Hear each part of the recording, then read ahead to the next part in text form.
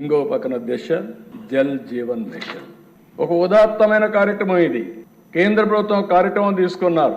ప్రతి ఒక్క ఇంటికి కొళ్ళాయి ద్వారా నీళ్లు ఇవ్వాలి, ట్యాప్ ద్వారా నీళ్లు ఇవ్వాలి. దీనికి 45% కేంద్రం ఇస్తుంది, 45% రాష్ట్రం పెట్టుకోవాలి, 10% బెనిఫిషరీ పే చేయాలి. దీనివల్ల ఎక్కడైతే సస్టైనబుల్ సోర్స్ ద్వారా ఎక్కడైతే నీళ్లుంటాయో ఎప్పటికీ అలాంటి రిజర్వాయర్స్ నుంచి తీసుకోవాలని చెప్పి పెట్టారు.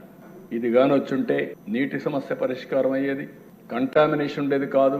ఈస్ట్ గోదావరి, వెస్ట్ గోదావరి ఉంది, చేపల చెరువులు వచ్చాయి, నీళ్లు తాగడానికే అవకాశం లేని పరిస్థితి వచ్చింది.